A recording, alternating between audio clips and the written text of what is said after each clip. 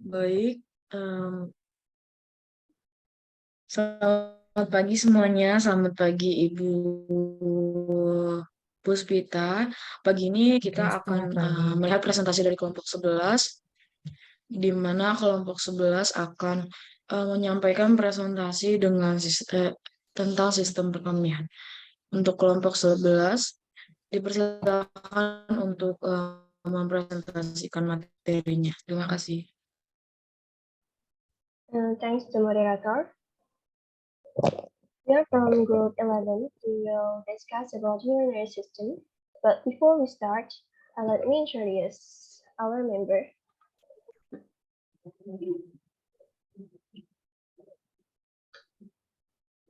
I am Royhana Udat Nabila and my friend Sabina Ayu Pradita and Salsa Bila.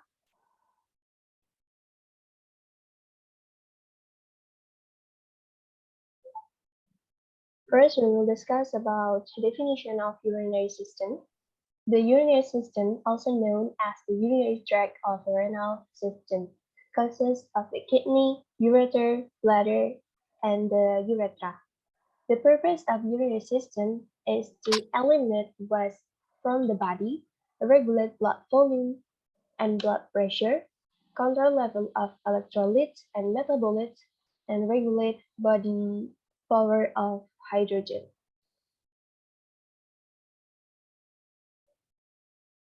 The main function of the urinary system and its components are to regulate body volume and composition, e.g. sodium, potassium, and calcium, and then regulate blood pressure, regulate power of hydrogen homeostasis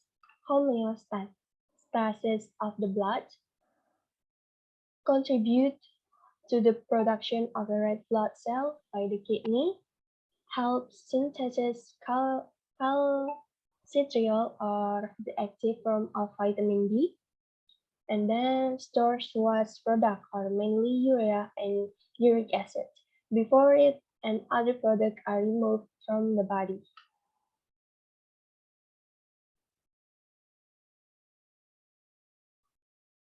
It should be video, but it's don't play, so next.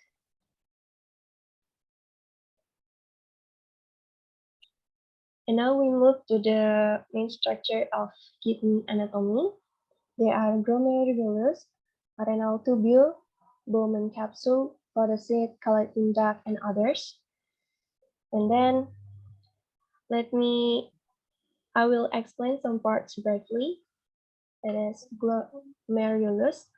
Glomerulus is the predominant part of the vascular component of the nephron is the glomerulus, a floret of capillaries spherical in which some water and solids are filtered from the blood passing through it, serve as a bundle of capillaries that filter plasma.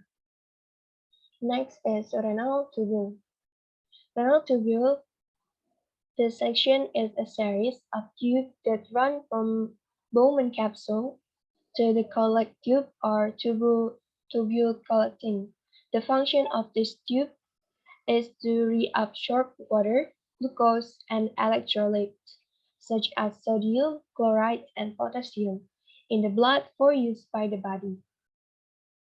Next is Bowman capsule. The tubular component of the nephron is a hollow, fluid-filled tube formed by one epithelial cell layer. Next, loop of Henle. It's from a sharp loop that inserts into medulla, that the descending loop of Henle passes from cortex into the medulla. Ascending part goes back to cortex. And next, afferent arteriole and efferent arteriole. When entering the kidney, the renal arteries branch to form many fine vessels known as the afferent arterioles. Each nephron has one afferent arteriole. Afferent arterioles carry blood to the glomerulus. And then afferent arterioles. The glomerular capillaries rejoin to form another arteriole, the afferent arteriole, through which unfiltered blood leaves the glomerulus and enter in the tubular component. Next to the nephron. The nephron is divided into three components, namely tubular component, vascular component, and combined component. Each kidney contains over 1 million tiny structures called nephrons, and they are responsible for forming urine.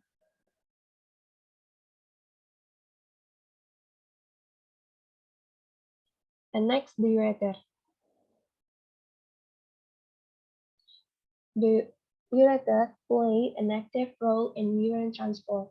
From the renal pelvis, urine is channeled into the ureter, a smooth muscle wall tube that exits at the medial border close to the renal artery and vein.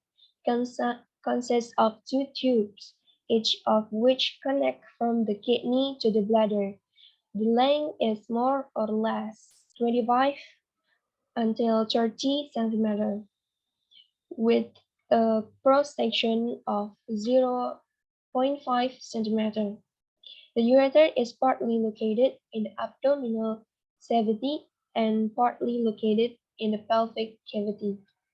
For the function, essentially the ureter are passageways to carry urine from the kidney to the bladder to the construction of the smooth muscle layer in their walls.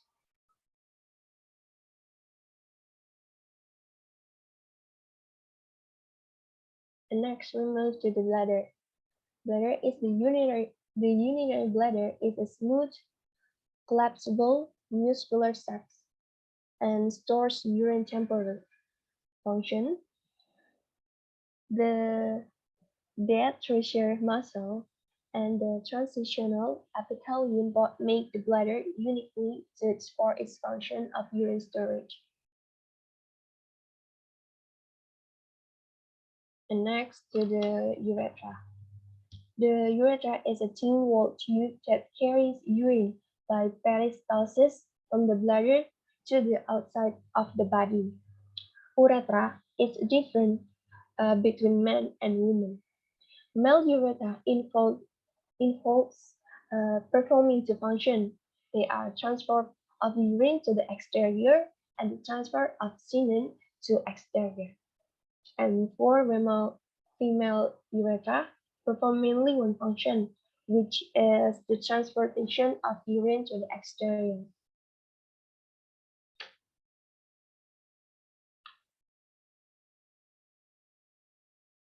And next, psychology.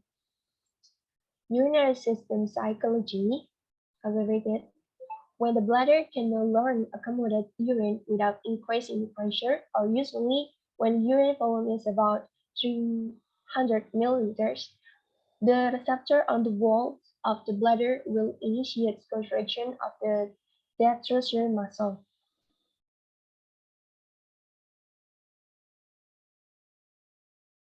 Next to the glomerular filtration. Glomerular filtration is the first step in urine formation. On average, 125 milliliters of glomerular filtrate or filtrated fluid is formed collectively through the entire glomerulus every minute. This amount equals 118 liters, about 47.5 gallons per day.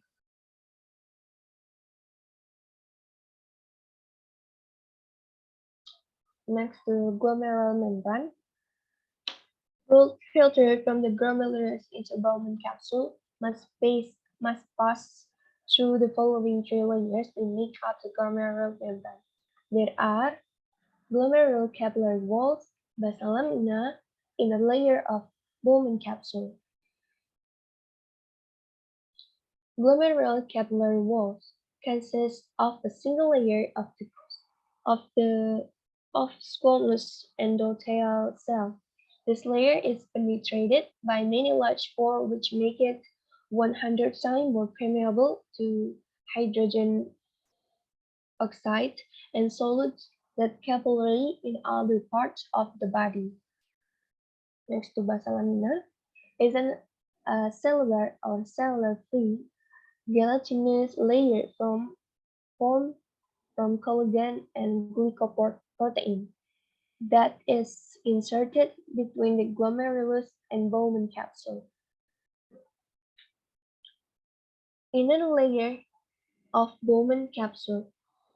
This layer is composed of porocytes like octopus shell that surround the glomerular bud.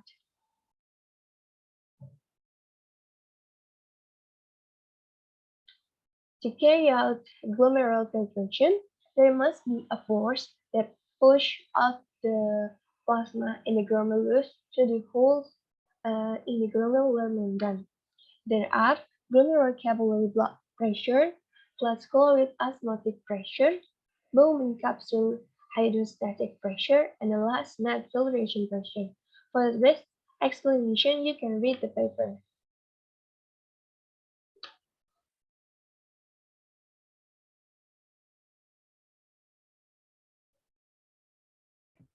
Izin masuk moderator, saya Sabrina akan melanjutkan presentasi kelompok 11.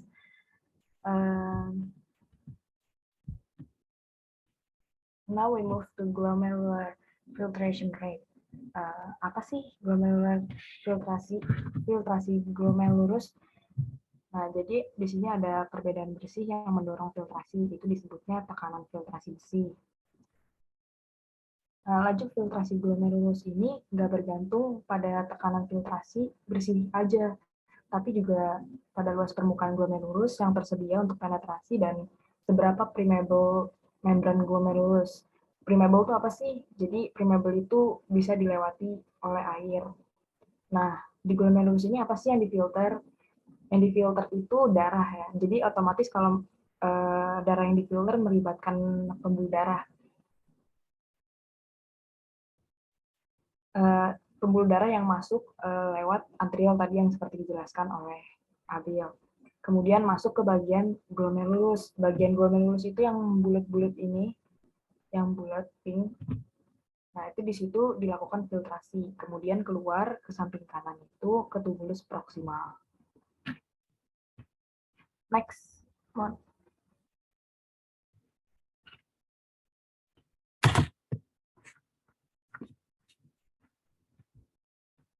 Oke, selanjutnya ini ada 3 mekanisme dari yang mengatur GFR.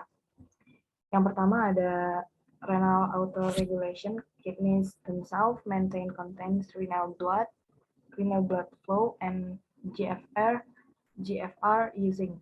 Yang pertama itu ada 2 mekanisme internal yang berperan dalam autoregulasi. Yang pertama itu ada mekanisme myogenik.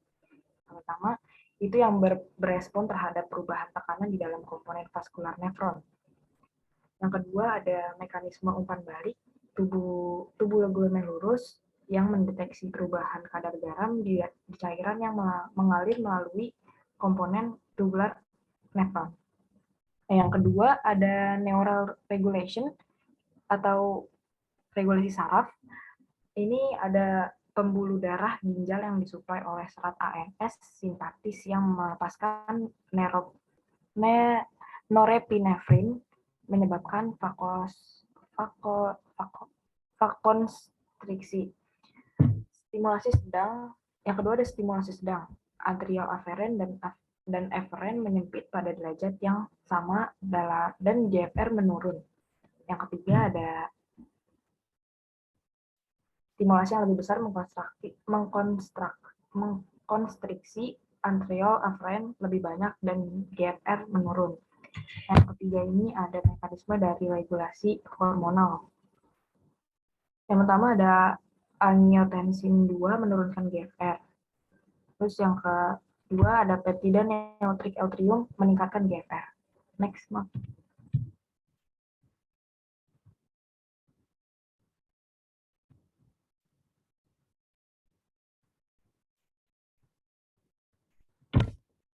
Dan yang ini ada tubular reabsorption, the selective transfer of material from the interior of the tubule into the blood of called tubular reabsorption. Reabsorbed materials do not leave the body in the urine, but are carried by the ventricular capillaries to the venous system and then to the heart for recirculation. In general, substances that need to be conserved by the body are selectively reabsorbed, while materials that are not needed, that must be extracted, remain to the urine, therefore retained in the body that extracted in the urine, although it flows to the kidneys.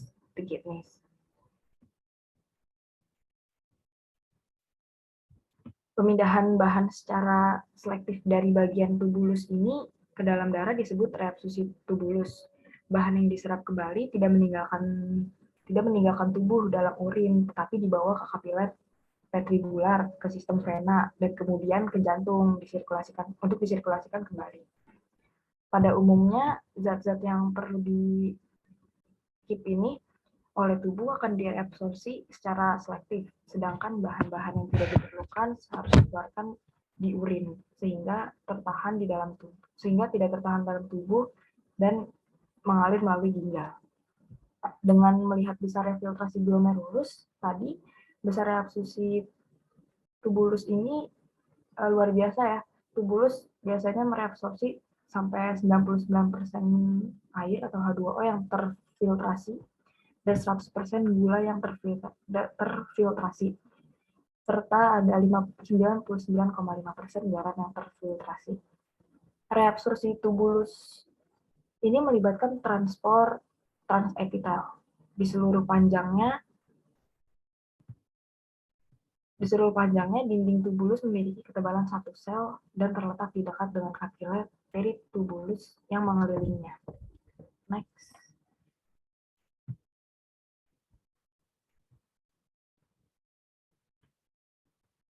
Ini ada transepital transport.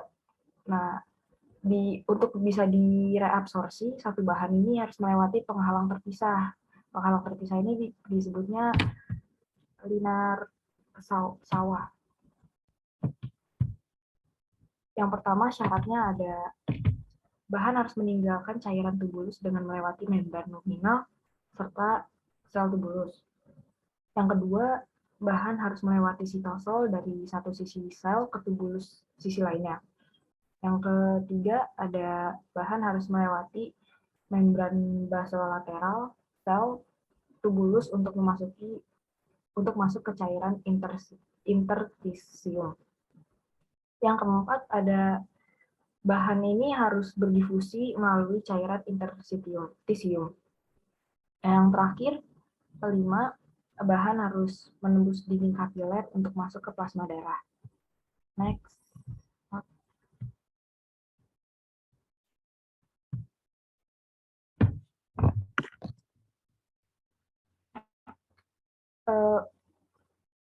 Pasif dan aktif reabsorpsi. Jenis reabsorpsi tubulus ada yang pasif dan ada yang aktif. Kedua jenis reabsorpsi ini bergantung apakah diperlukan pengeluaran energi untuk mereabsorpsi bahan tertentu. Pada reabsorpsi pasif, semua tahap dan transport transepitel satu bahan dari lumen tubulus ke plasma bersifat pasif. Begitupun sebaliknya, yaitu tidak ada pengeluaran energi pada perpindahan neto bahan yang terjadi dengan menurunkan gradien elektrokimia atau osmotik. Next.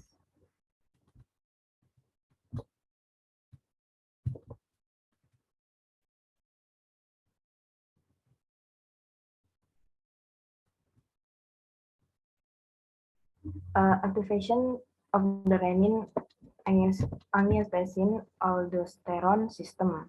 Ini adalah sel termasuk ke sel penting ya, jadi kayak the most important and well-known hormonal system involved in NA+ regulation is the renin-angiotensin-aldosterone system.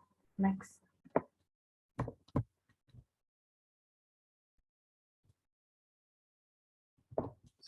Specifically, the following three inputs to the granular cell increase renin secretion. The first one is the granular cells themselves function as integral intrarenal baroreceptor. These cells are sensitive to change in afferent territorials.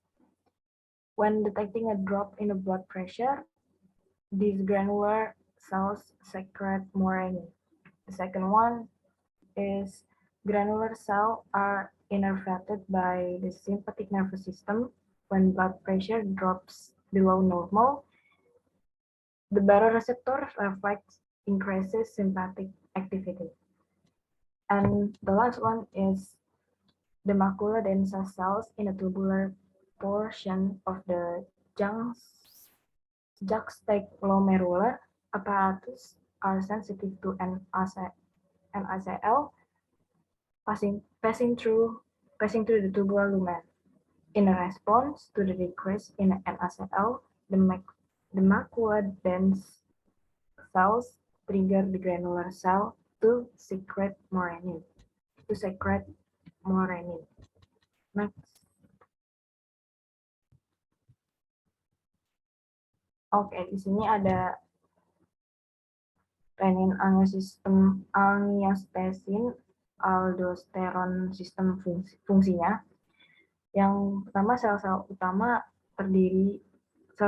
adalah tempat kerja aldosteron dan vasopresin, dan oleh karena itu terlibat dalam reabsorpsi Na+ dan sekresi K+, serta dalam reabsorpsi H2O. Hormon ini melakukan dengan mempromosikan penyiapan saluran kebocoran Na+, tambahan ke dalam membran luminal, dan penambahan pompa Na+, K+, ke dalam membran basoteral sel-sel ini. Tanpa aldosteron, pengusiran lanjutan yang sebagian kecil Na+ difiltrasi tadi dapat dengan cepat mengeluarkan kelebihan Na+ dalam tubuh. Next.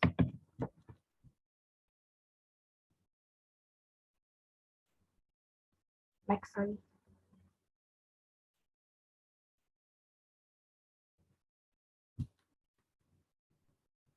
Next slide.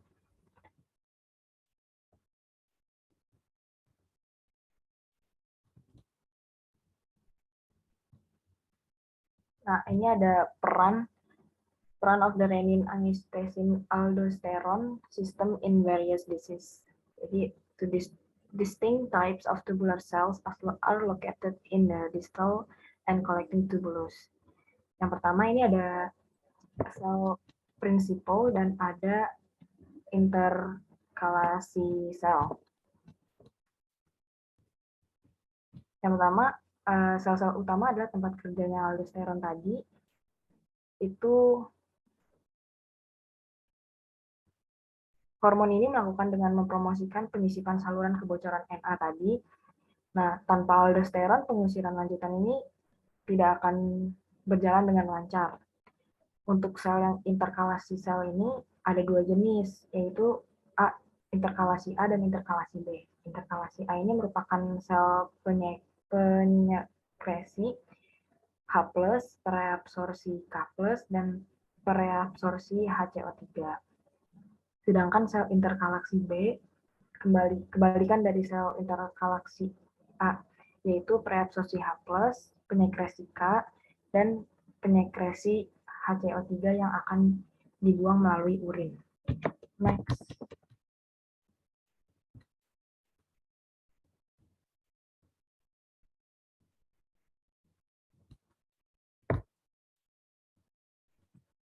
Udah.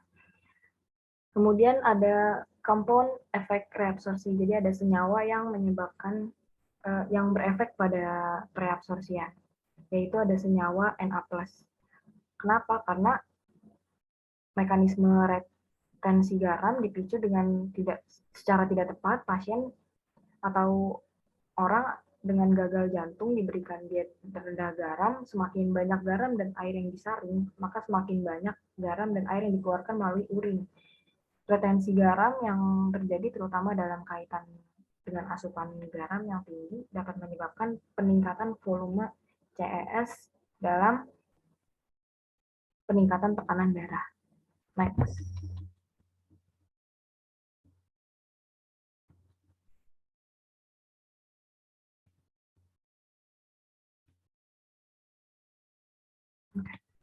Tubulus maksimum for glucose.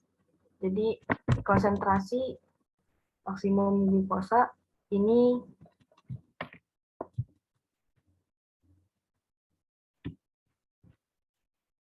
izin mod ininya hilang sebentar. Oke. TM untuk glukosa ini ada sekitar 375 mg per menit, artinya mekanisme pengangkut glukosa mampu secara aktif mereabsorpsi hingga 375 mg glukosa per menit sebelum mencapai kemampuan transfer maksimalnya. Pada konsentrasi glukosa normal 100 mg per 100 ml, 125 mg glukosa yang tersaring per menit dapat cepat direabsorpsi oleh mekanisme pengangkut glukosa karena jumlah yang difiltrasi jauh di bawah tubulus maksimal untuk glukosa. Next.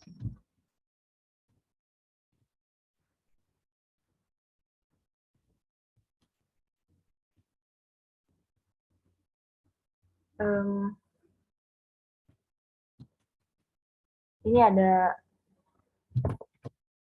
ambang ginjal untuk glukosa. Ambang ginjal untuk glukosa itu konsentrasi plasma ketika tubulus maksimal, suatu zat tercapai dan zat tersebut mulai muncul dalam urin disebut ambang ginjal. Di atas tubulus maksimal, reabsorpsi akan tetap pada kecepatan maksimalnya dan setiap peningkatan lebih lanjut dan jumlah yang disaring akan menyebabkan peningkatan yang berbanding lurus dengan jumlah bahan dikeluarkan. Next.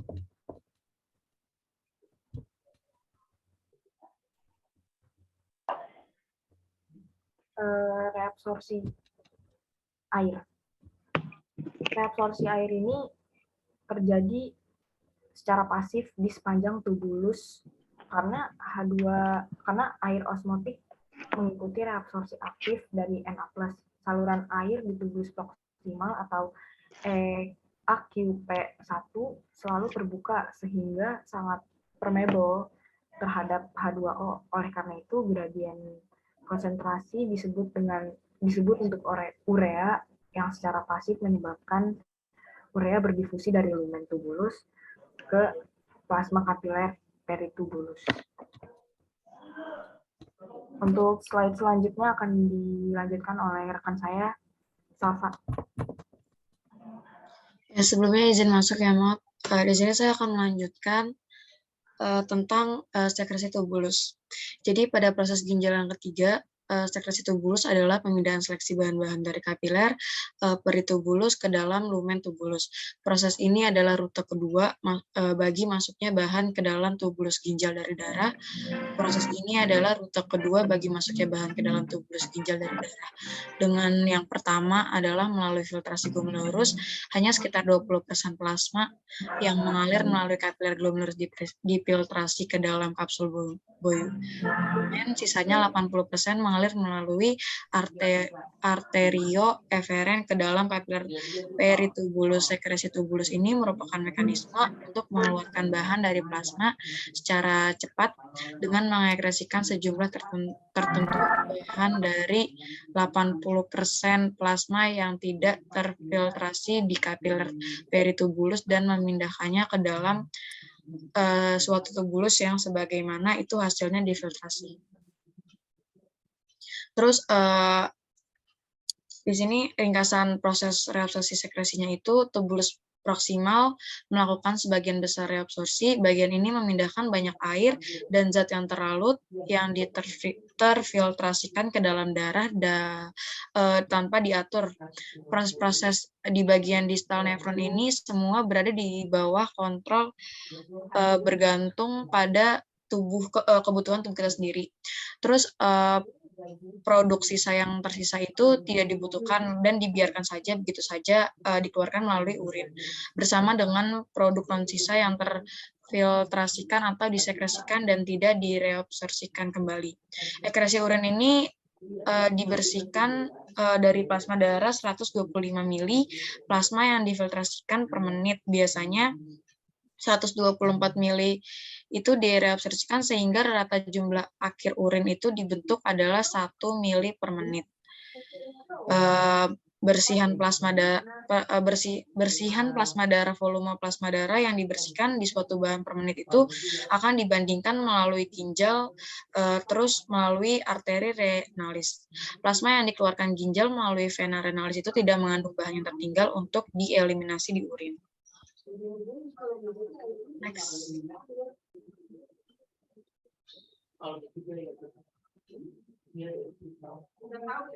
Oke, ini ada ekresi urin. Ekresi urin ini mengeluarkan bahan-bahan dari tubuh dalam urin. Ini bukan merupakan proses yang terpisah, melainkan merupakan hasil dari 3 proses pertama di atas. Semua itu menjadi satu atau difiltrasikan atau diekresikan, tetapi tidak direabsorpsi, akan tetapi tubulus ini akan mengalir ke pelvis ginjal untuk diekresikan sebagai urin dan dikeluarkan dari tubuh. Kemudian direabsorpsikan, difiltrasi atau tidak difiltrasikan sama sekali, masuk ke darah vena dari kapiler peritubulus dan karena dipertahankan di dalam tubuh, tidak diekresikan di urin meskipun mengalir melewati ginjal. Next.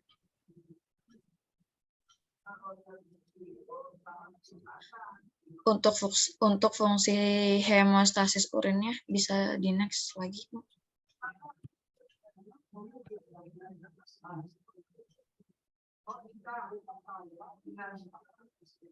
Oke, yang pertama itu mengatur volume dan tekanan darah dengan mengatur banyaknya air yang hilang dalam urin, melepas eritropoietin dan melepas renin. Terus yang kedua itu mengatur konsentrasi plasma dengan mengontrol jumlah natrium, kalium, klorida, dan ion lainnya yang hilang dalam urin dan mengontrol kadar ion kalsium. Terus yang ketiga itu membantu menstabilkan pH darah dengan mengontrol kehilangan ion hidrogen dan ion bikarbonat dalam urin. Yang keempat itu menyimpan nutrien dengan mencegah pengeluaran dalam urin. Pengeluaran produk sampah nitrogen itu seperti urea dan asam urat. Terus yang kelima itu membantu dalam mendeteksi racun-racun. Yang keenam itu mekanisme pembentukan urin. Next, Mbak.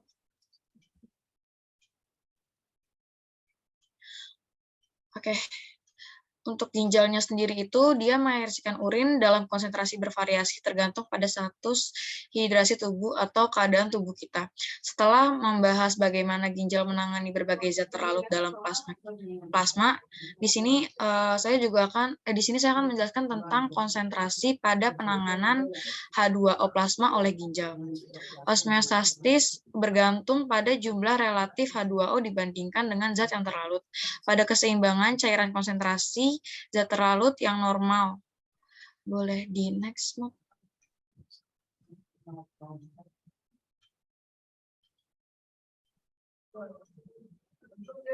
Oh ya, yang tadi itu cairannya itu bersifat isotonik pada osmosis 300 per liter. Oke, untuk sifat ansenden dan desenden lengkung panjang Anse-Henle itu perbedaan fungsinya itu pada lengkungan panjang Anse-Henle dan pas ansende sangat penting untuk menciptakan gradasi osmosis vertikal di cairan intrasidus medula. Boleh di next.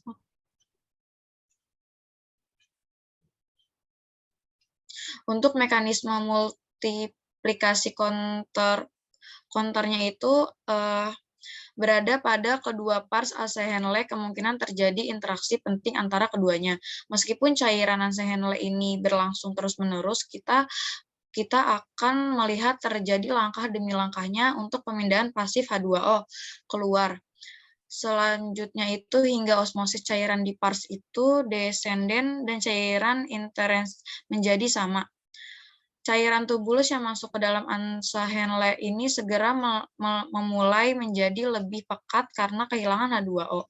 Pada keadaan pada keadaan seimbang, osmolaritas cairan pas SNL ini adalah osmolaritas cairan interstisium, dan cairan pas descendant adalah cairannya yaitu 400 per liter. Selain itu, ekrutin menciptakan gradien 200 per liter di masing-masing tingkat horizontal. Boleh di next, Mbak.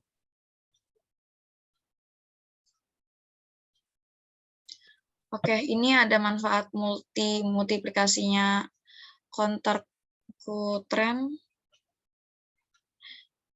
Jadi pertukaran pasif pertukaran dan H2O antara kedua bagian fasa rekta dan cairan interstisium ini dikenal sebagai pertukaran reabsorpsi air, hanya saja terkait sebagai dengan reabsorpsi zat yang terlarut. Perlu dibedakan antara reabsorpsi H2O yang mengikuti reabsorpsi zat reabsorpsi H2O itu terjadi bebas yang tidak terkaitan dengan reabsorpsi zat yang terlarut. Di segmen-segmen tubulus yang permeable terhadap H2O, reabsorpsi zat terlarut ini bekerja dengan hambat reabsorpsi zat ini berlarut tertentu sehingga terjadi peningkatan dan pengeluaran H2O bersama dengan zat yang terlarut dan tidak terreabsorpsi. Terus diulesin dengan air, sebaliknya adalah peningkatan ekresi H2O dengan sedikit atau peningkatan ekresi zat yang terlarut. Boleh dilanjut.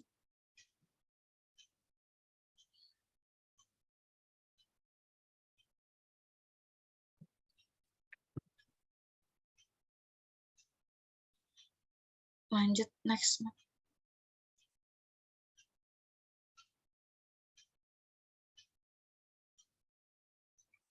Oke, untuk peran kantung kemihnya sendiri itu, kantung kemih dapat menampung fluktuasi volume urin yang besar.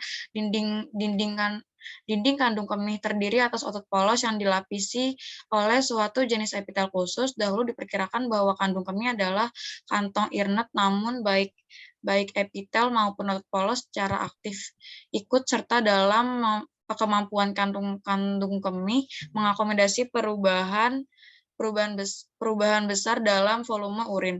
Luas permukaan epitel dapat bertambah dan berkurang oleh proses yang teratur tergantung daur ulang membran sewaktu-waktu kantong kemih itu terisi dan dia mengosongkan dirinya sendiri.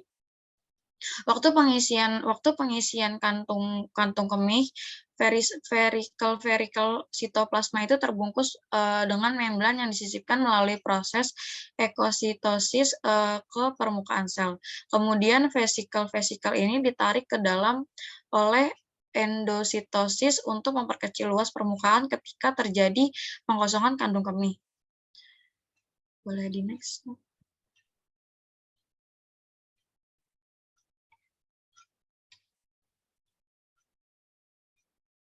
Untuk kesimpulannya, sistem perkemihan merupakan suatu sistem di mana terjadi proses penyaringan darah sehingga darah bebas dari zat-zat yang tidak digunakan oleh tubuh dan menyerap zat-zat yang masing-masing digunakan oleh tubuh.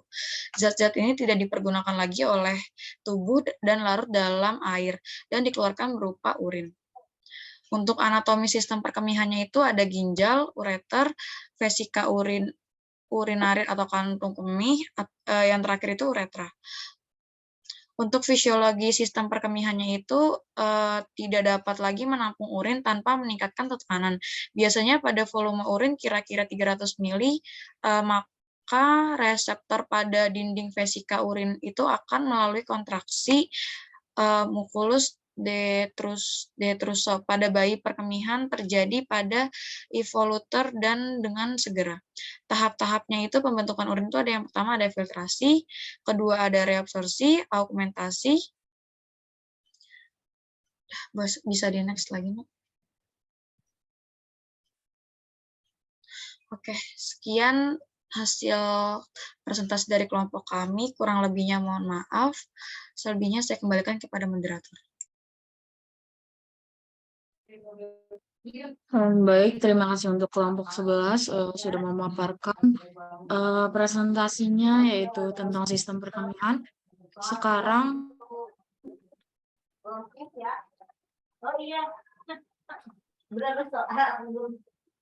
Ya, sekarang kita masuk ke dalam sesi diskusi. Untuk teman-teman yang ingin bertanya, bisa raise hand.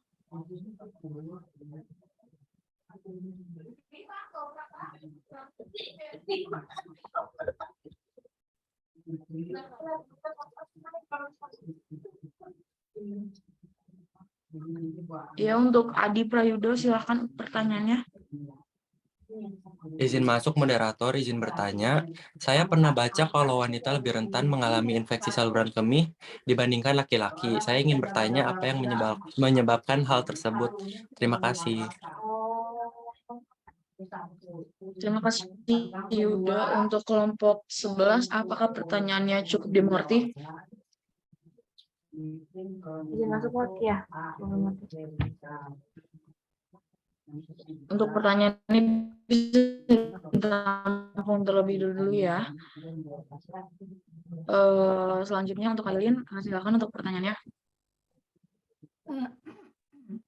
Masuk, nama saya Ailina Arsanti. Jadi kan seseorang kadang suka menahan keinginan untuk berkemihnya ya, jadi ditunda ke the time or place that nggak cocok aja gitu, and the effect saat nahan tuh jadi sakit gitu kan. Well, that what I want to ask is, di sini apa sih yang menyebabkan rasa sakitnya, di bagian mana yang terdampak, dan bagaimana teknis penundaan perkemihannya? Terima kasih.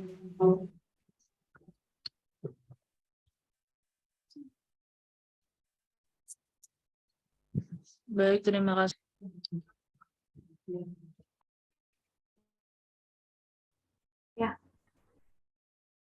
Ya, dimati izin masuk ya, Mot. Mau jawab pertanyaan Adi Prayuda. Tadi kan pertanyaannya wanita itu lebih rentan mengalami infeksi saluran kemih dibanding laki-laki. Terus pertanyaan itu apa sih yang menyebabkan hal tersebut? Benar ya? Jadi hal itu dikarenakan jarak uretra perempuan jauh lebih pendek daripada laki-laki. Sehingga kuman dari kulit sekitar anus itu atau genitalia itu lebih mudah mencapai kantung kemih tersebut. Penyebabnya itu paling karena bakteri ya, normal. Terus biasanya itu karena kalau yang cowok itu karena sama kurang lebih karena bakteri juga. Bisa dimengerti, Adi? Kurang paham nggak? Izin menjawab bisa dimengerti. Makasih Salsa.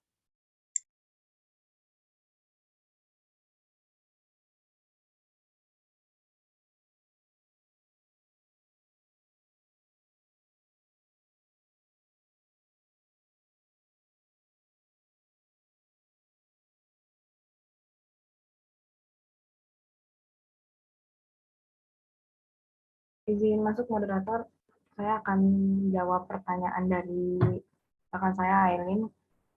Itu pertanyaannya tadi, kita kan sering buat apa? Kita sering menahan keinginan kita untuk berkemih karena waktunya dan tempatnya nggak cocok. Pertanyaannya itu, apa yang menyebabkan rasa sakit dan di bagian mana yang terdampak bagian teknis penundaannya? Betul, Aileen? Jadi yang pertama, ini yang berperan itu kandung kemih ya. Jadi kandung kemih itu tadi fungsinya itu untuk menampung urin yang akan dikeluarkan. Jadi biar kita ketika otak kita merespon kandung kemih ini udah penuh, itu direspon jadi kita kebelet. Nah kandung kemih ini juga fungsinya buat nahan biar nggak keluar kemana-mana.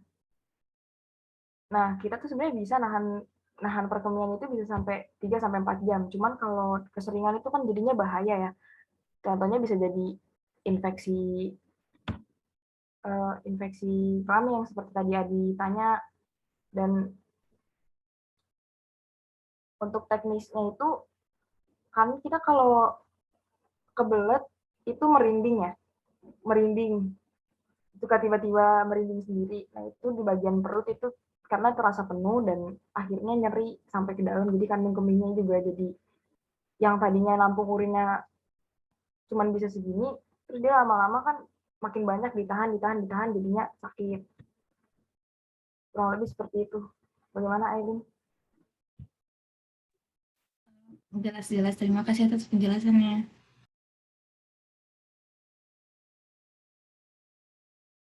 Oke, untuk teman-teman yang lain, apakah ada yang ingin ditanyakan lagi untuk kelompok 11?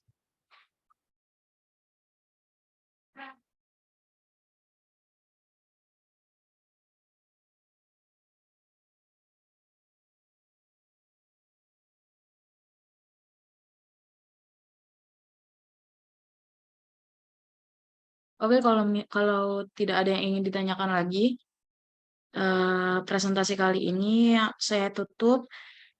Saya sebagai moderator jika ada salah, mohon maaf. Saya kembalikan kepada Ibu Puspita. Terima kasih. Oke, give applause for group 11 ya. Roy Hana, Sabrina, and Salsabila. Oke.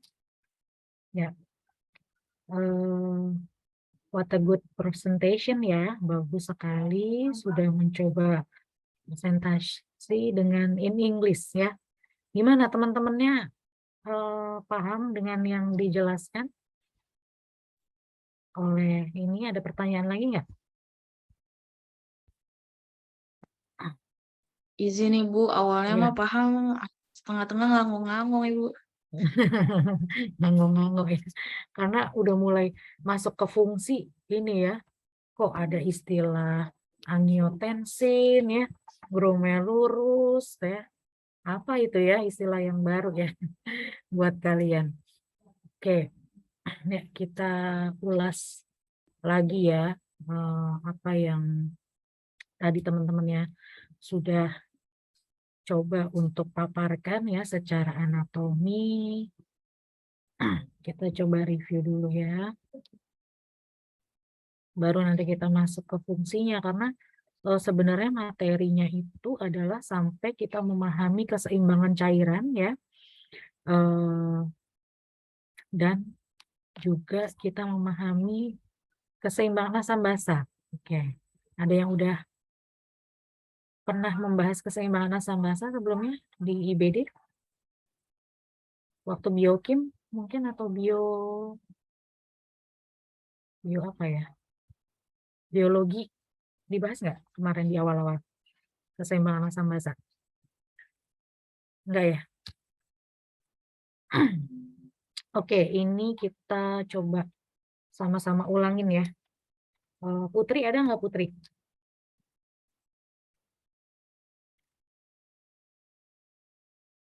Putri, mana Putri?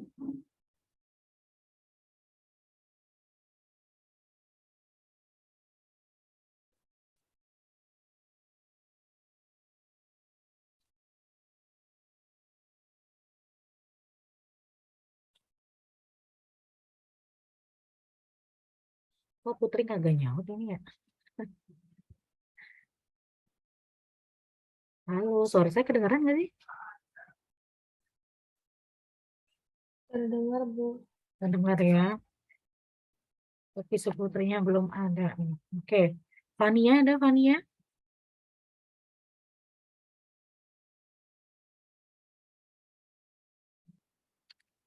Fania. Apakah Fania ada? Fania Angelin, Martogi.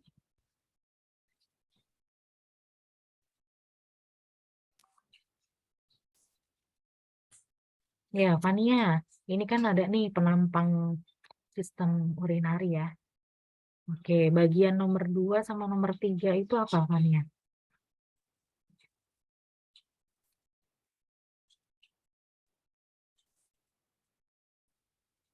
Suaranya nggak kedengeran ya, Fania ya?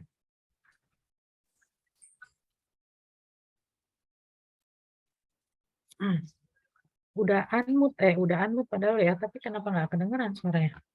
Yang lain kedengeran nggak suara Fania?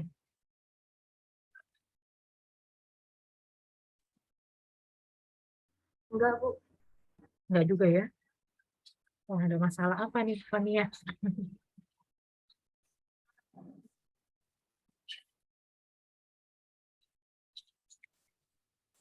mic-nya atau Fania coba chat deh di room.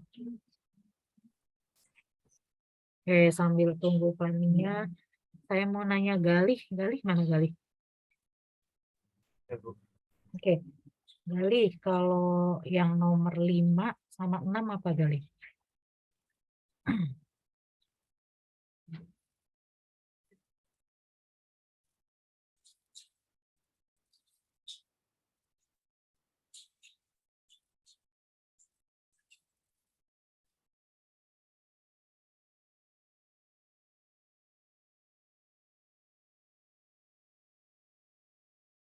Ya, Fania udah nulis di chat belum jawabannya? Oh, masih kosong nih chatnya. Yang nomor 6 itu rata-rata Gimana Galih? yang nomor 6 Nomor 6 apa? uretra. Ureter. Uretra. Uretra, oke benar. Yang nomor 5? Itu kandung kemih. Iya benar ya, atau bladder ya. Oke, berarti tadi yang saya tanya nomor 2 sama nomor 3 atau 4 ya, itu apa? Fania. Ini Fania masih belum jawab nih. Yang lain deh jawab apa? Nih yang nomor 2 apa? Nih yang nomor 2 apa namanya? Nomor, iya ginjal atau kidney ya. Ini ada 2 nih. Jadi ginjal kita ada 2, kanan sama kiri. Yang mana yang lebih tinggi posisinya? Yang kanan atau yang lebih kiri? Yang kiri? Kanan, kanan Ibu. Yang kanan lebih rendah ya. Yang kanan sebenarnya lebih rendah dari yang kiri ya. Oke. Terus, nah, yang nomor 8 ada yang tahu nggak? Nomor 8 ini apa ya? Kemarin kan sama saya juga udah belajar sistem kardiovaskuler ya. Nomor 8 ini ada yang tahu?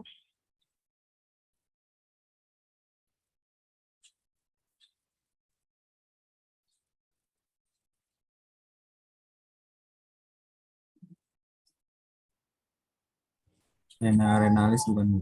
Benar. Kalau yang warnanya biru, vena renal ya. Yang warnanya merah, berarti Arteri renalis. arteri renal. Oke, good ya.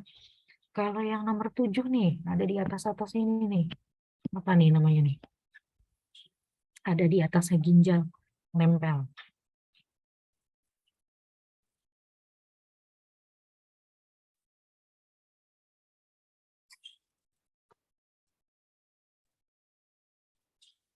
Coba Endah ada nggak Endah?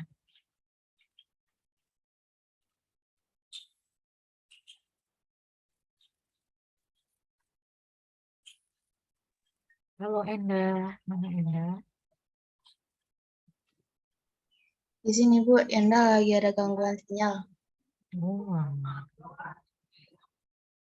oke, yang lain bisa jawab nomor 7 apa? Korteks adrenal bukan Bu? Ya benar ya, korteks adrenal atau kelenjar adrenal ya. Tadi kan ada yang bahas-bahas terkait hormon ya. Nah, ini sistem pembentukannya salah satunya adalah di sini. Ya. Oke, kalau cikal ada cikal? Iya Ibu. Ya, cikal nomor 9 sama 10 apa cikal?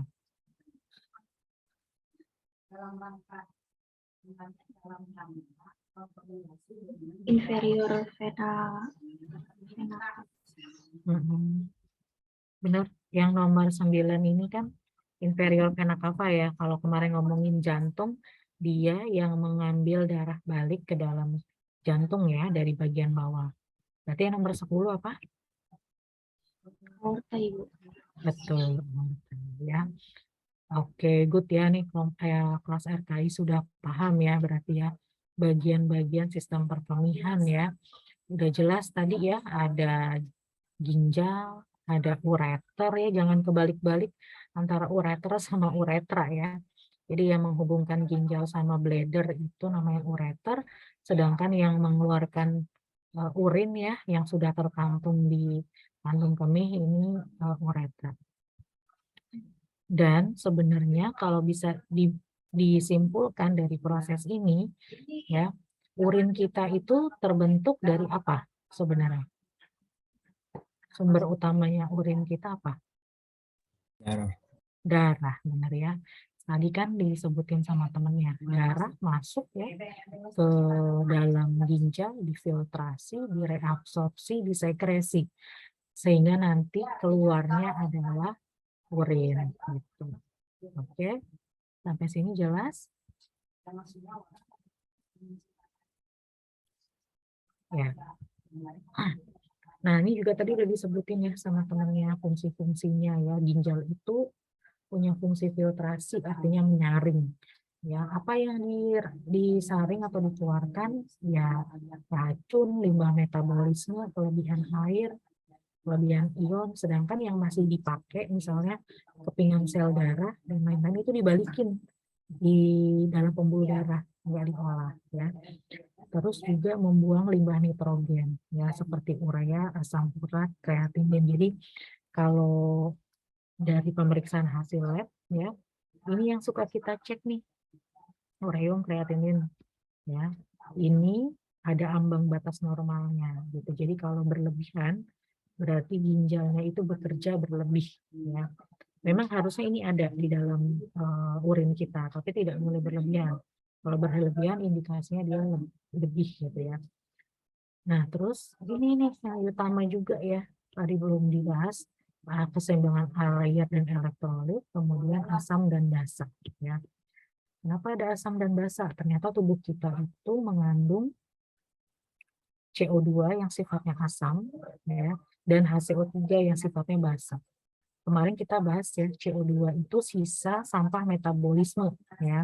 HCO3 juga sama, sisa sampah metabolisme yang harus dikeluarkan ya dari tubuh kita. Nah, perkemihan juga terlibat dalam fungsi regulasi tekanan darah. Nah, kalau tadi temennya udah ngebahas ya sistem pembentukan renin, angiotensin ya.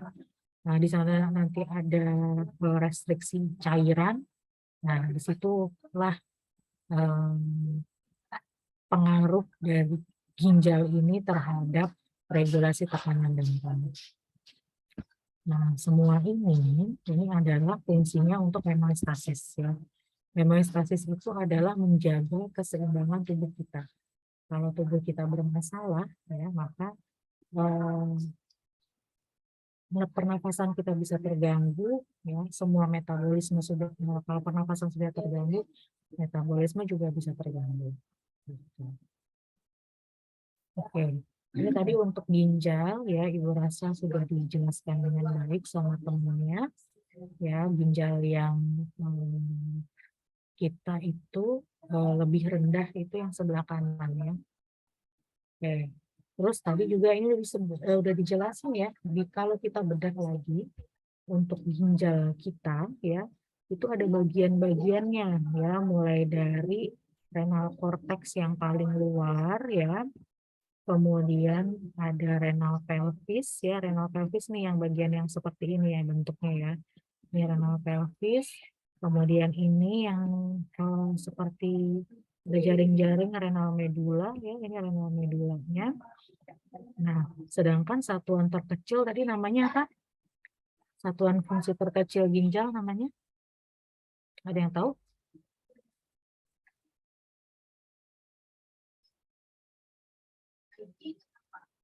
Satuan fungsi terkecil ginjal yang jumlahnya ada miliaran, tadi temennya bahas tuh. Nefron, Ibu. Oke, nefron, betul ya. Jadi kalau satuan fungsional terkecilnya persyarafan adalah neuron, ya, untuk di ginjal namanya nefron. Jangan salah ya, jangan salah ya. Nah, sebenarnya nefron ini yang tadi teman kamu bahas ya, ada angsa Henle, ada glomerulus ya, itu yang ini. Aduh, berisik ya? Kalian mendengarnya berisik ya? Clear, Ibu. Hah? Clear kok, nggak berisik, Bu. Enggak ya, oke, aman berarti. Oke, ya. Kalau dari fungsi ginjalnya sendiri ya, kalau tadi kan Ibu bahas pertama fungsi secara umum ya. Kalau fungsi ginjalnya sendiri, itu mempertahankan keseimbangan H2O. H2O ini air ya. Terus mengatur jumlah dan konsentrasi besar ion ya. Inilah yang disebut dengan keseimbangan elektrolit gitu ya. Jadi banyak ion dalam tubuh kita ya, natrium, klorin, kalium, CO3 ya, CH2+, Mg2+, SO4 dan H+. Nah, kalau ini ada perubahan sedikit saja pada konsentrasi ini, maka jantung itu suka bermasalah.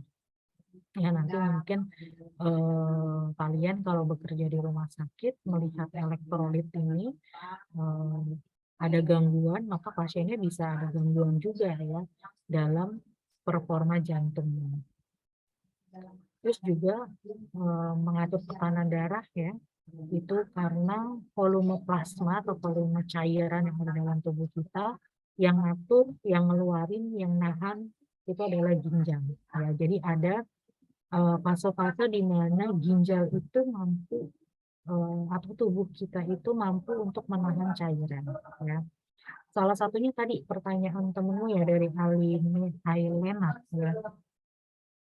Kenapa sih kalau kita di tempat yang nggak sesuai kita tuh apa namanya nggak pengen pipis ya, gitu. Nggak pengen pipis kenapa? Ya karena memang sebenarnya sphincter uretra kita itu bisa dikontrol ya. Pertama ketika bladder penuh, memang dia akan ngirim sinyal ke otak ya, ke otak kita. Tapi kalau kita tidak mau pipis di tempat itu ya, kita bisa menahan sphincter kita. Kalau sphincter kita masih baik ya. Kalau sphincter kita udah rusak, pasti akan terjadi inkontinensia. Ada yang tahu inkontinensia apa?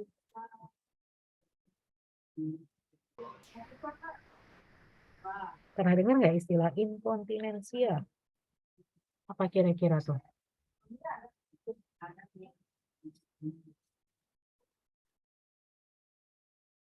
Buaan puasa ya? Buaan pisangnya bisa di bawah. Ya, inkontinensia ada yang tahu? Nggak ada? Inkontinensia itu ngompol ya. Ngompol itu karena sphincter uretranya tidak bisa terkontrol ya. Oke, nah untuk fungsi ginjal lainnya ada memelihara osmolaritas ya, kemudian ada juga mengeliminasi atau mensekresi produk-produk sisa dari metabolisme tubuh ya. Yang tadi ya, ini urea, asam urat, dan kreatinin harus dikeluarin. Nah, kalau terlalu banyak di tubuh kita, itu bisa menyebabkan toksik buat otak. Dan biasanya pasiennya jadi kejang-kejang nih. Makanya kalau pada pasien yang dengan gagal ginjal, ya, pasien yang gagal ginjal itu, kalau kadar ureum kreatininnya tinggi, itu harus segera dicuci darah. Kalau enggak pasiennya bisa penurunan kesadaran bahkan sampai ke kejang ya. Oke, terus mengekskresi banyak senyawa asing itu tugasnya, dan ini juga nih yang penting, mensekresi eritropoietin.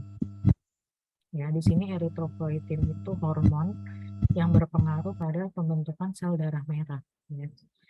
Nah, jadi sel darah merah itu nanti dibentuk cikal bakalnya dari eritropoietin dulu. Nanti eritropoietinnya masuk ke dalam sumsum tulang belakang. Nah, disitulah akan terbentuk sel darah merah kita ya. Karena sel darah merah itu lisis sifatnya ya. Jadi dia hancur nanti terbentuk lagi, hancur nanti terbentuk lagi gitu ya. Nah, ini juga yang difungsikan untuk pengontrolan tekanan darah ya. Pengontrolan tekanan darah itu karena adanya sekresi renin di ginjal ya. Nah, renin berubah jadi angiotensin di hati, nanti ada angiotensin 1 jalan ke paru, angiotensin 2-3-nya menstimulasi pelepasan aldosteron dan korteks adrenal, sehingga adanya retensi air atau tahanan air. Nah, kalau tubuh kita udah nahanin air, pasti kan volumenya juga meningkat ya. Nah, itulah yang menyebabkan adanya peningkatan tekanan darah arteri dan aliran darah ginjal. Nah, ini yang tadi Ibu sebutin ya, salah satu fungsinya adalah mengatur tekanan darah. Jadi kalau tubuh kita kebanyakan cairan, ya sudah pasti ada peningkatan tekanan darah. Oke, terus mengubah vitamin D, ini juga salah satu bentuk ginjal loh, mengubah vitamin D menjadi bentuk aktifnya dan mengatur kalsium dan fosfor. Oke, kalau ada pertanyaan sambil aja ya. Nah, ini tadi ya, ini satuan fungsional yang paling kecil dari ginjal ya. Di sini ada banyak bagian-bagian nefron, tadi temennya juga udah jelasin ya. Ada glomerulus ya, kemudian ada proximal tubulnya, ada lengkung Henle ya, loop of Henle-nya, kemudian ada distal dari tubulnya ya, atau ujung dari tubulnya. Nah, untuk vaskularisasi ya, yang tadi kita juga sempat singgung ya, di vaskularisasinya nefron ya, dia ada arterial afferent. Kalau arterial afferent ini yang masuk, yang membawa darah masuk ke glomerulus. Nah, di glomerulus itu disaring ya, jadi plasma bebas protein itu akan dimasukin lagi ke dalam tubulus ya. Nah, terus si arterial afferent ini yang akan ngangkut darah balik ya. Ngangkut darah balik untuk masuk ke kapiler ya. Nanti kalau udah masuk ke kapiler ya, dia akan balik lagi ke pembuluh darah ya, si darahnya itu. Nah, terus juga ada komponen tubulus nih, tadi teman-teman juga sudah bahas ya. Ada kapsul Bowman yang mengumpulkan filtrat ya dari glomerulus, ada tubulus proksimal bersifat reabsorpsi dan sekresi, ada lengkung Henle ya yang membentuk gradien osmotik di medula ginjal, ada tubulus distal juga fungsinya untuk sekresi dan reabsorpsi. Jadi apa yang disekresi dan direabsorpsi biasanya itu zat-zat yang masih diperlukan seperti glukosa gitu ya. Terus juga ada tubulus pengumpul ya, di sini adalah reabsorpsi H2O. Jadi air juga ada yang direabsorpsi lagi dalam jumlahnya bervariasi ya. Nah, supaya ini masuk lagi ke dalam pelvis ginjal. Nah, ini juga tadi sudah dibahas ya untuk glomerulusnya. Jadi ini kita ngomongin satuan fungsi terkecilnya ya, glomerulusnya. Nah, di glomerulus ini sebenarnya protein-protein besar itu tidak terfiltrasi. Yang terfiltrasi apa? Yang terfiltrasi adalah air, kemudian nutrisi dan sampah. Jadi yang kebuang. Nutrisi artinya kan nyaring ya. Gitu. Jadi filtrasi nyaring itu adalah yang dibuang. Gitu. Sedangkan yang protein-protein besar itu tetap dijaga. Nah, substansi yang tidak diperlukan ya itu dikeluarkan. Nah, kalau proximal tubul ya tadi ya, kalau filtrat yang di glomerulus itu ya isinya nutrien, itu garam dan vitamin itu akan dipindah dari tubulus melalui transport aktif. Tadi temannya juga sudah bahas ada beberapa gaya ya yang mempengaruhi pergerakan filtrasi ya di glomerulus ya. Oke, sedangkan kalau di ANSA Henle atau lupus Henle atau lengkung Henle ini ya itu adalah air itu mulai bersih keluar ya. Nah, untuk di sini terjadi transfer aktif untuk memindahkan lebih banyak nutrien ya, beberapa ion, obat dan racun serta aktif dipompa ke dalam tubulus.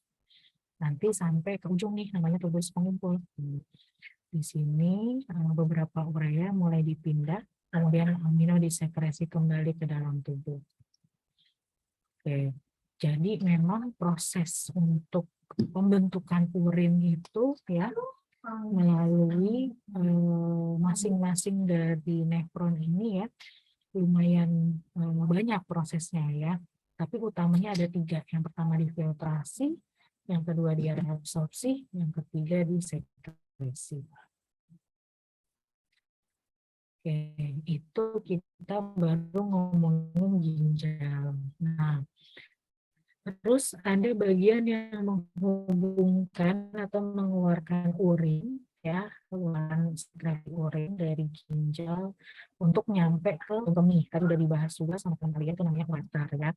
Nah, kalau sudah sampai urin di kandung kemih, ini ada tempat penampungan, ya. Tapi penampungan ini sifatnya tidak besar, ya, kapasitasnya. Jadi bisa nampung cuma sampai 600 mili urin. Kalau sudah penuh, dia akan kasih sinyal, ya.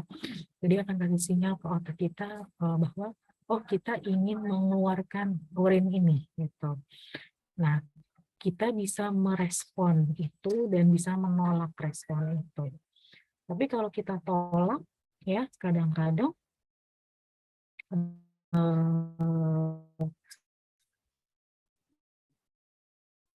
perut kita akan sakit, ya, karena saking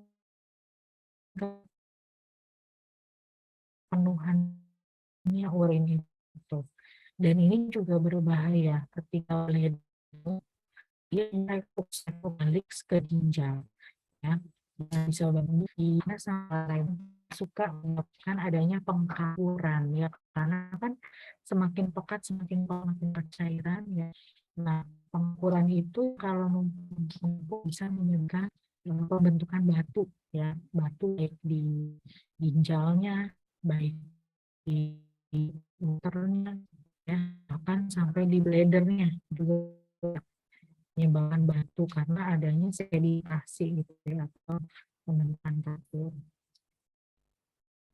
Oke, nah ini tadi tanyain, ya, nah, apa namanya, infeksi saluran kemih itu mulai terjadi di mana? Nah, kira-kira tadi apa?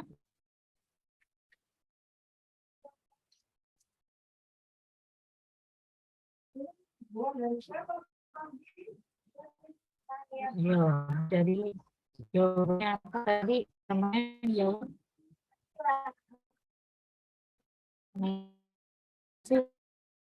bisa infeksi kemih.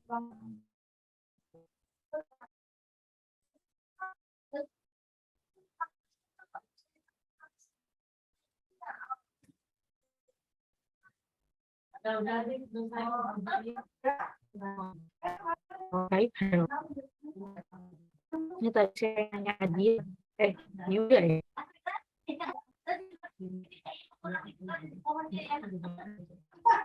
Oh, ini ada yang jawab, baik.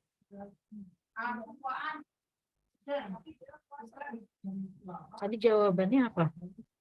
Infeksi saluran kemih. Yuda mana Yuda?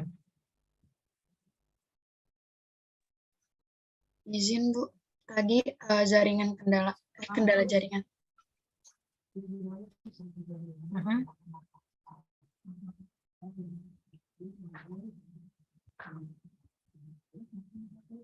Oke, jadi tadi kelompok jawabnya apa ini? Kan ada pertanyaan nih terkait kenapa yang perempuan IS lebih mudah ISK. Tadi kelompok jawab apa? Siapa yang jawab tadi? Izin jawab Bu, tadi jarak antara uretra perempuan. Salina. Izin jawab Ibu. Tadi saya jawab jarak uretra perempuan jauh lebih pendek daripada laki-laki, sehingga kuman dari kulit sekitar anus dan genitalia lebih mudah mencapai kantung kemih. Penyebabnya itu ISK paling sering adalah bakteri normalnya hidup di usus manusia, yaitu E. coli. Nama bakterinya. Terima kasih. Nah, iya. Nah, itu udah benar, ya. Itu udah benar tuh jawabannya. Jadi ini, ya, uretra perempuan itu lebih ini, ya, lebih pendek, karena kalau yang laki-laki ini kan nih bisa kalian lihat, ya, kalau perempuan kalau yang perempuan uretranya dia langsung keluar nih ketika apa pengen pipis, darahnya sangat dekat, ya, dengan sphincter uretranya gitu. Sedangkan kalau di laki-laki dia dari bladder dia juga punya dua fungsi soalnya di sini uretranya. Selain mengeluarkan urin, dia juga harus mengeluarkan semen ya atau air mani gitu. Jadi disinilah penjelasan kenapa kalau yang perempuan itu lebih mudah untuk kena infeksi dibandingkan yang laki-laki. Nah, ini kalian pahami di sini ya. Nah, kalau di laki-laki dia ada kelenjar prostat ya, di sini di bawahnya ini kelenjar prostat. Sebenarnya kelenjar prostat ini berhubungannya sama sistem reproduksi ya. Tapi ini suka menjadi masalah di sistem perkemihan apabila kelenjar prostat ini berlebihan atau dia makin membengkak sehingga menutup nih. Jadi kalau udah menutup, urin nggak bisa keluar, pasiennya sakit ya karena urin nggak bisa keluar, bladdernya penuh, ditekan sakit. Nah, kita harus ada bantuan nih untuk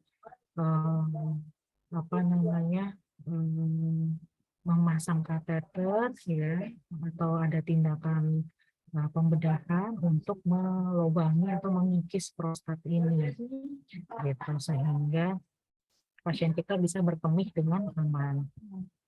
Ya, sampai sini ada pertanyaan?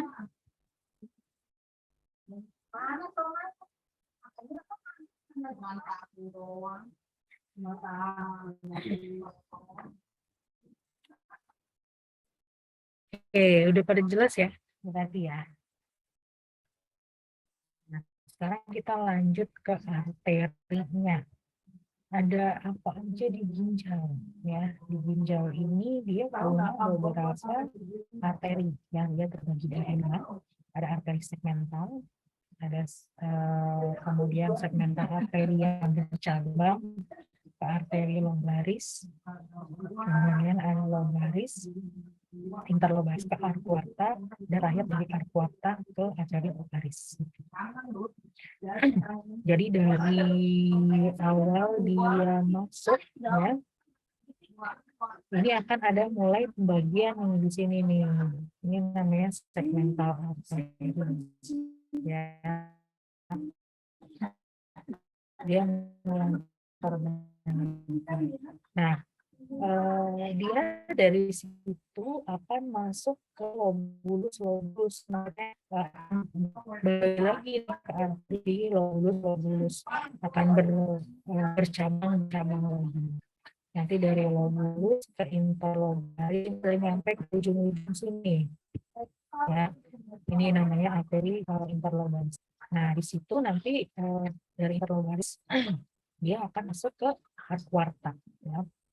Arcuata itu juga ada di paling ujung ya, setelah dari interlobaris ya.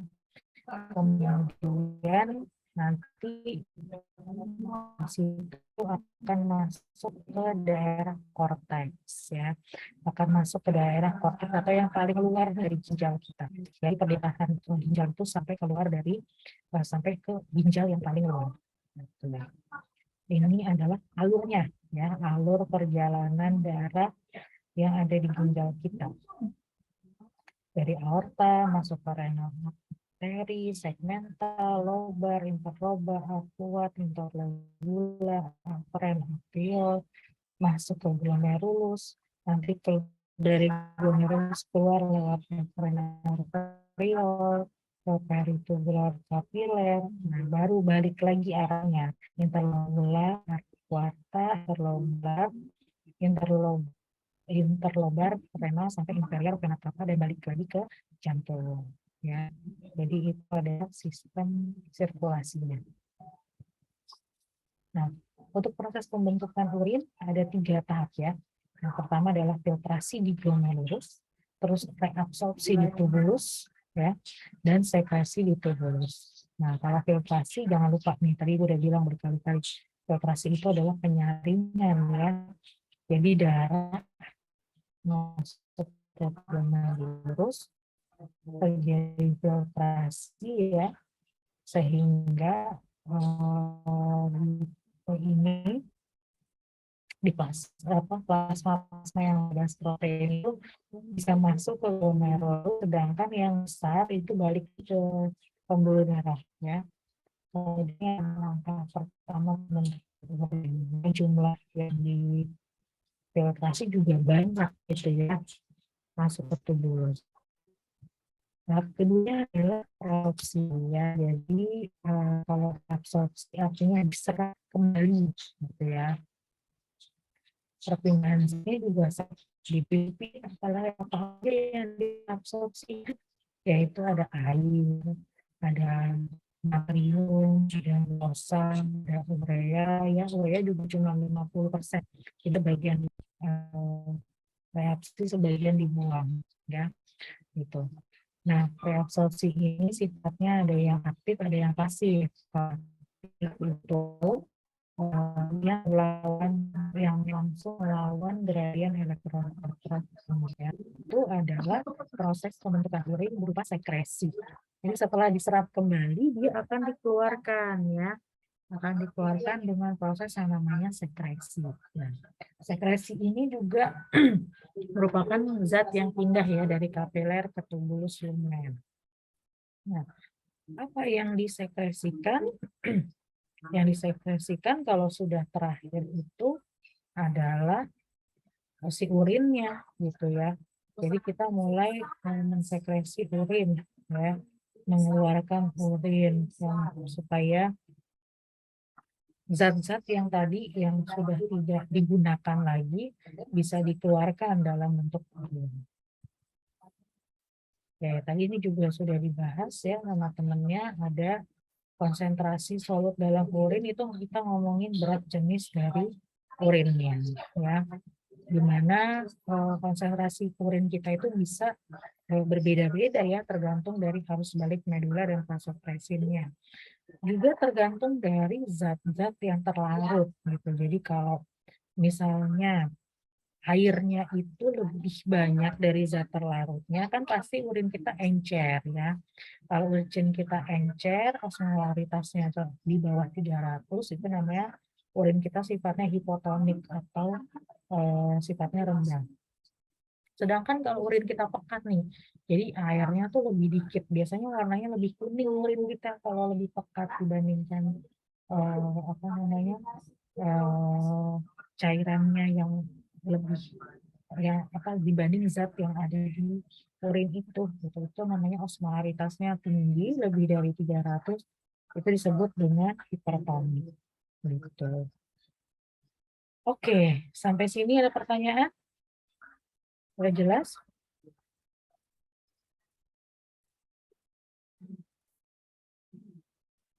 Kalau udah, Ibu lanjut ke konsep cairan ya. Ini yang tadi mungkin belum disinggung ya sama temennya. Nah, karena dari tadi kita ngomongin pengeluaran perkemihan, sudah pasti yang dikeluarkan dalam tubuh kita air.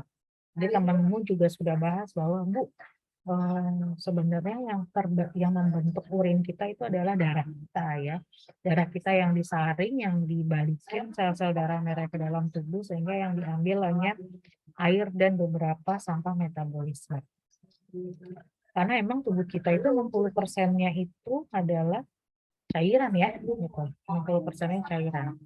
Ada di intraseluler dan ada di ekstraseluler. Nah, cairan di intraseluler di dalam sel, jadi di masing-masing jaringan, entah itu di jaringan yang di ekstremitas di tangan, di jantung, di paru-paru, di hepar dan lain-lain, itu yang paling banyak adalah di dalam selnya itu. Sedangkan yang di luar sel itu ada yang di plasma atau di pembuluh darah ya. Kemudian ada di interstisial atau di antara cis dan ces.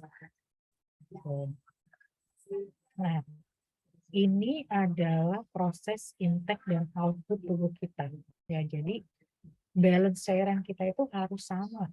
Apa yang kita masukkan sama yang kita keluarin itu harus sama. Ya, ini contoh ya.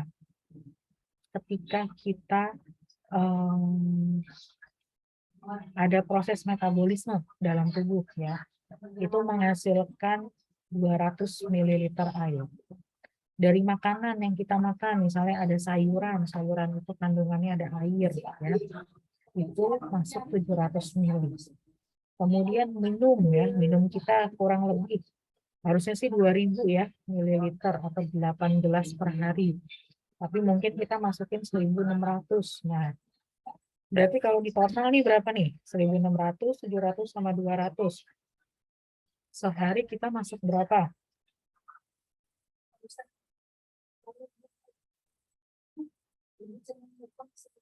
Ayo. Anissa Okta mana? Anissa Okta. Bu. Nah, berapa tuh totalnya jadi Anissa Okta yang masuk ke dalam tubuh kita?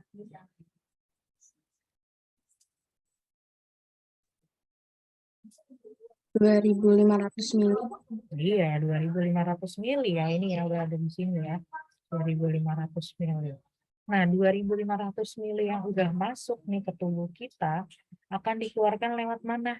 Lewat saluran pencernaan, ya, lewat BAB kita, lewat pernapasan kita, lewat keringat kita, ya, baru juga lewat ginjal kita, gitu ya. Jadi semua air yang sudah masuk akan dikeluarkan dengan jumlah yang sama. Nah, apa yang terjadi kalau pengeluaran ini yang tadi masuk 2.500, yang keluar cuma 1.000? Oke, kira-kira apa yang terjadi?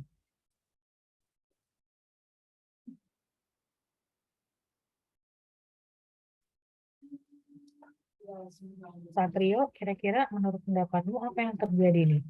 Kalau yang masuk 2.500, yang keluar cuma 1.000. Satrio. Sakit Bu, rusak. Sakit apa? Sakitnya karena apa?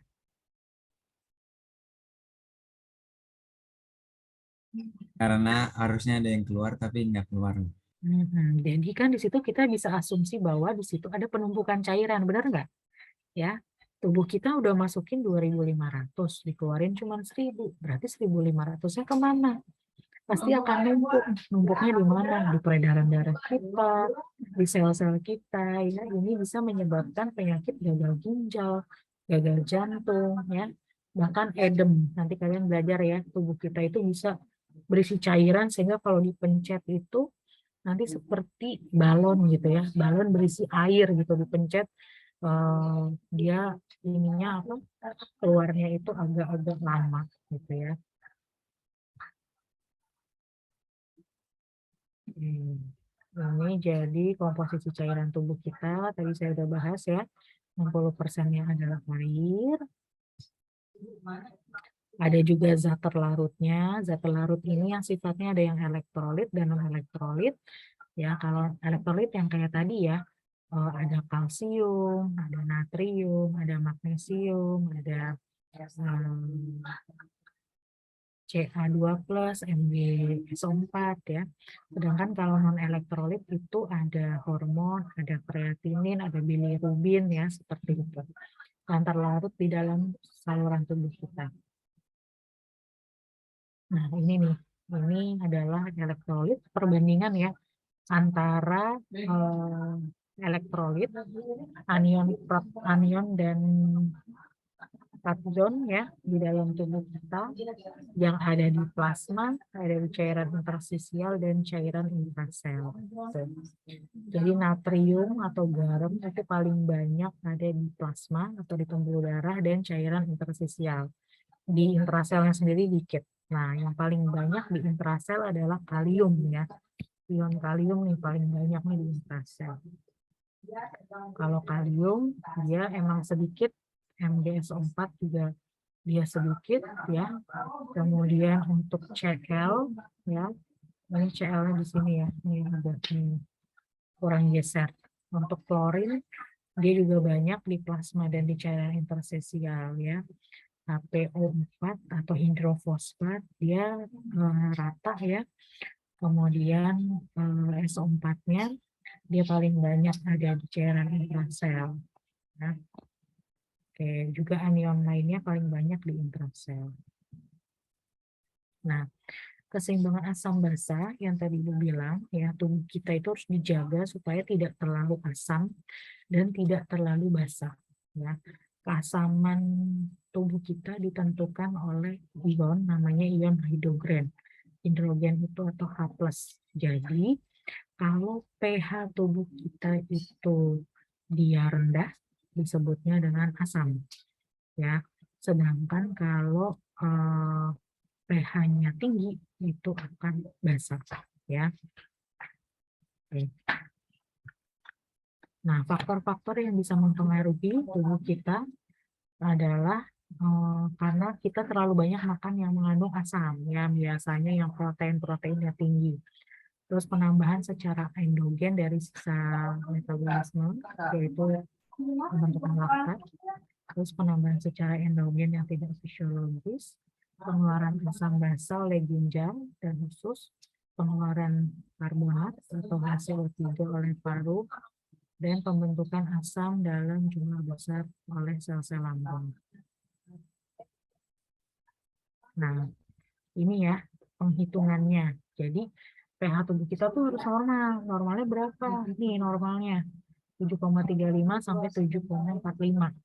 Kalau di bawah 7,35 itu sifatnya asam, namanya asidosis. Sedangkan yang lebih dari 7,45 itu sifatnya basa, namanya alkalosis. Nah, apa yang terjadi kalau asidosis atau alkalosis? Tubuh kita kalau asidosis bisa mengalami depresi sistem saraf pusat, koma, bahkan kematian. Jadi banyak pasien itu datang ke rumah sakit ya dengan kondisi sudah asidosis nih. Ini ditandain biasanya kalau pasiennya nafasnya udah sangat cepat ya, dengan gangguan-gangguan pernapasan biasanya. Nah, kalau sifatnya terlalu basah atau alkalosis, apa juga yang bisa menyebabkan? Nah, itu adalah bisa menyebabkan eksitabilitas saraf meningkat, spasme otot, jadi dia kaku ototnya, kejang, bahkan juga kematian. Jadi ini biasanya juga datang dengan kondisi pasiennya pingsan ya, karena terlalu basah. Nah, asidosis atau alkalosis respiratorik itu berhubungan dengan banyaknya jumlah PCO2 di dalam darah kita ya. Sedangkan asidosis dan alkalosis metabolik itu berhubungan sama CO3. Jadi CO2 ini sebenarnya sifatnya asam, nah CO3 ini sifatnya basa. Nah, ini istilah yang biasanya kita gunakan ya. Kalau pH-nya turun, maka tadi ya sifatnya asam, disebut asidosis gitu ya.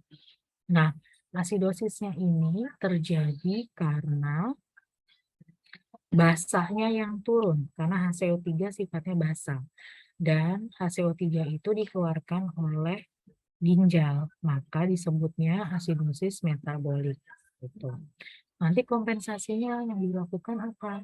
Karena basahnya turun, tubuh kita akan berkompensasi dengan menurunkan asamnya atau CO2. Kemudian ada kondisi gangguan lainnya, yaitu alkalosis metabolik. Kalau alkalosis terjadi karena pH-nya meningkat. Ya. pH meningkat ini disebut alkalosis. pH meningkat karena basanya tinggi atau HCO3-nya tinggi disebut alkalosis metabolik. Nanti kompensasinya apa? Oh, dia juga akan menaikkan asam. Jadi kalau basanya tinggi, dikompensasi dengan menaikkan si asam juga tinggi. Biar nilainya sama-sama normal. Nah, ini kondisi asidosis dan alkalosis metabolik. Kalau asidosis respiratorik ya sama ya, pH turun berarti asidosis ya. pH turun karena asamnya yang tinggi. Ya. pH turun karena asam yang tinggi, maka disebut dengan asidosis respiratorik karena PCO3 itu adanya atau dikeluarinnya lewat respiratorik. Nah, respon kompensasinya apa? Ya dia akan naikin si basa. Ya. Nah, terus juga ada alkalosis respiratori. Alkalosis itu basanya tinggi, respiratori karena PCO2-nya dia basa tinggi karena asamnya rendah, ya. Disebut alkalosis respiratori. Kompensasinya nanti adalah penurunan juga basanya, gitu, ya. Oke, sampai sini jelas. Ada pertanyaan?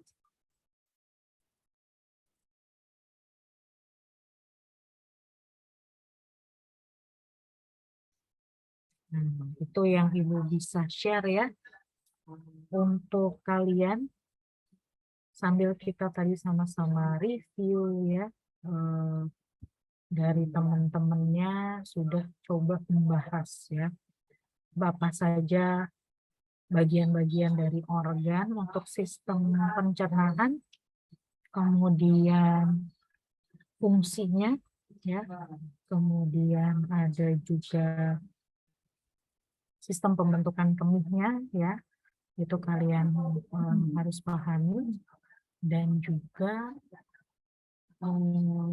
apa namanya, keseimbangan ya, yang dibentuk dari keseimbangan asam basa. Oke, ada pertanyaan nggak?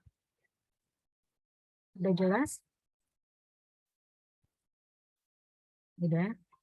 Oke, kita masih punya waktu, coba Ibu setel video ya sebelum nanti kita masuk ke kuisis ya, supaya makin matang nih pemahaman kalian ya. Biar ada gambaran secara visualnya kalau sistem perkemihan itu seperti apa sih gitu ya. Oh, bentar. Ibu salah buka.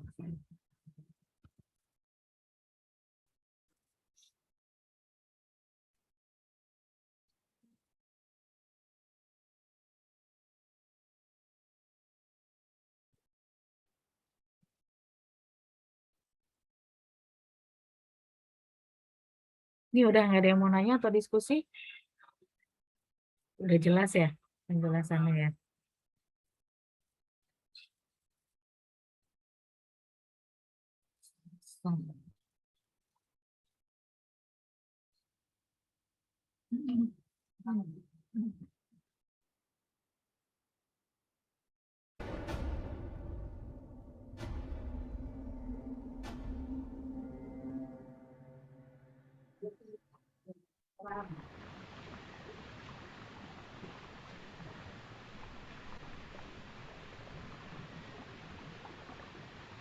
As we've just seen, the process of digestion and absorption releases nutrients into the bloodstream. But excess nutrients, salts, minerals, and water, as well as drugs and toxins, can also enter the bloodstream through the digestive system. Further, the cells of the body release toxic waste products such as ammonia, which is converted to less toxic urea by the liver, into the bloodstream. These excess materials and drugs, toxins, and wastes, if allowed to build up in the bloodstream, can threaten an individual by throwing off critical chemical balances.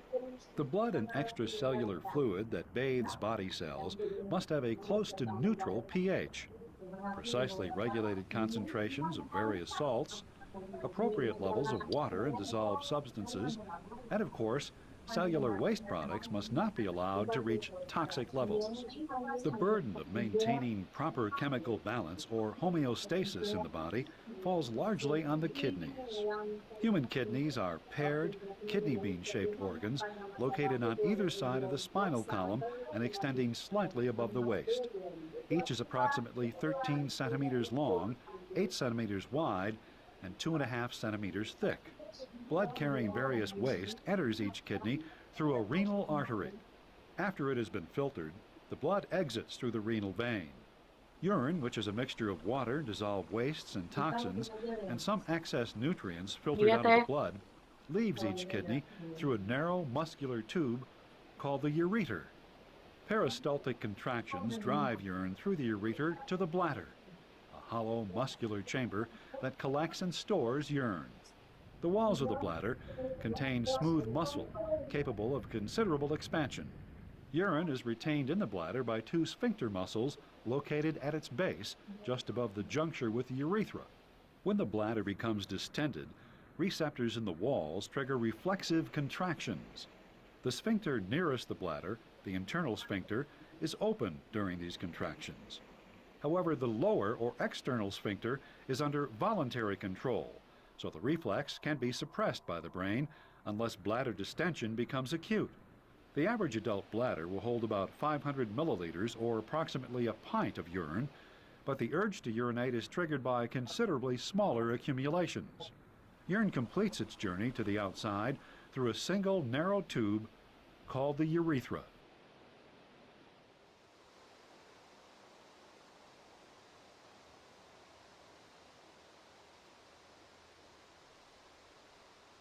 The kidney contains a solid outer layer where urine is formed and a hollow inner chamber called the renal pelvis, which is a branched collecting chamber that funnels urine into the ureter.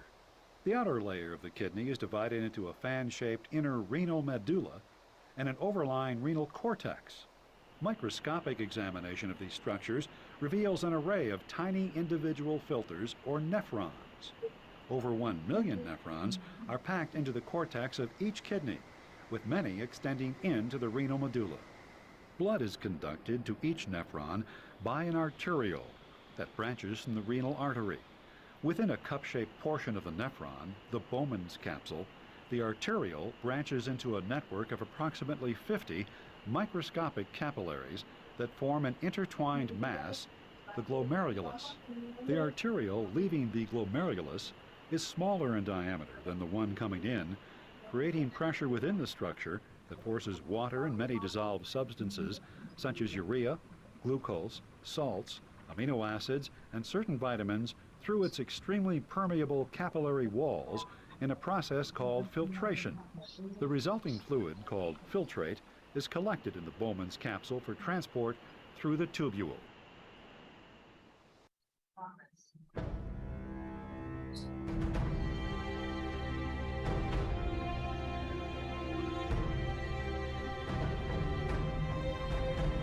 Ya, oke. Itu mudah-mudahan bisa menambah ya gambarannya bagaimana mulai dari darah ya yang bawa sisa sampah metabolisme banyak gitu ya, terus masuk ke dalam ginjal kita, di ginjal kita diolah dalam nefron ya, sampai keluar urinnya ditampung di vesika urinari, di bladder, di mana kalau sudah penuh dia akan ngirim sinyal ke otak kita untuk ngeluarin ya, untuk konstriksi. Kemudian juga bagaimana uretra itu bekerja ya untuk menjaga. Jadi semua sphincter atau semua katup ya kalau kita bilangnya sphincter uretra itu menjaga supaya urin kita tuh nggak reflux, nggak balik lagi ke atas ya. Jadi dia langsung turun ke bawah. Nah, kalau udah sampai reflux atau ada gangguan, itu yang bisa bermasalah ya. Oke, sudah jelas semuanya? Ya, kalau sudah Ibu rasa untuk pemberian materi sudah selesai, kita akan sama-sama evaluasi ya. Nanti dengan kuisis, sama seperti kemarin nanti Ibu share ya, untuk link kuisisnya ke teman kalian. Dan silakan kalian mengerjakan soal-soal yang ada di kuisis itu ya. Oke, ada pertanyaan? Ibu izin masuk untuk SS untuk presensi ya, Bu? Oh iya, boleh.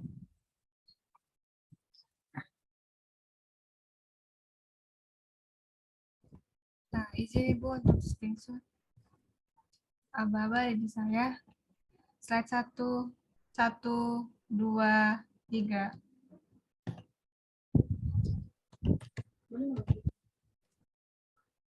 Slide 2, 1, 2, 3. Sudah Ibu.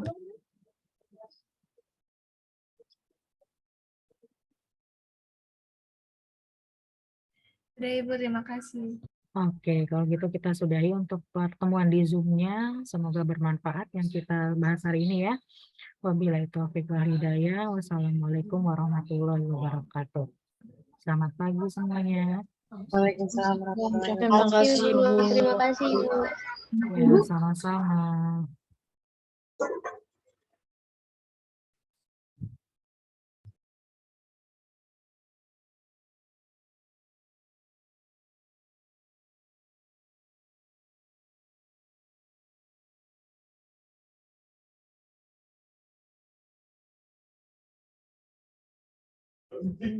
Sabrina.